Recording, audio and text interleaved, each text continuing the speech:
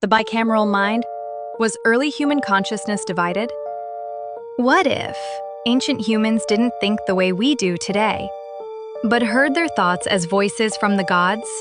Imagine standing in the dust of an ancient city 3,000 years ago. The sun burns above. A soldier stands frozen in fear before battle, but then a voice booms in his mind. Rise, fight. You are chosen. Not his own voice, not inner dialogue like we have. A command from a god, or so he believes. But what if it wasn't divine? What if, as strange as it sounds, it was his own brain talking to itself, across a divide? This is the radical theory of the bicameral mind, proposed by psychologist Julian Jaynes in the 1970s. He suggested that for much of early human history, consciousness as we know it didn't exist. There was no inner monologue, no reflective self-awareness. Instead, the brain functioned in two parts, bicamerally. One hemisphere, typically the right, generated instructions, commands, impulses. The other, typically the left, received them, often interpreting them as coming from an external authority. People didn't think, they obeyed.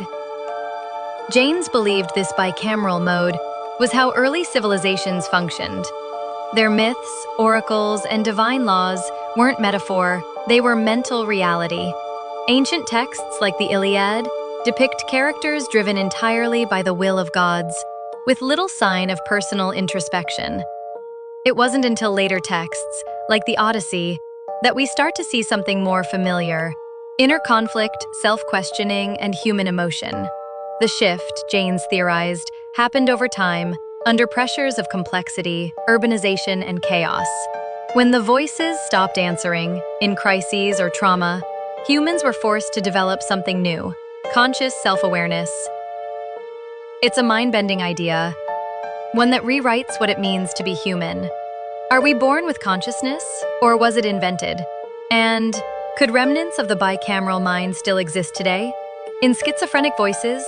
In religious visions? In moments of sudden, unexplainable clarity? Could we, in some ancient, forgotten layer of the brain, still be hearing the echo of gods long gone? We didn't always think. Once we were commanded. And now we wonder.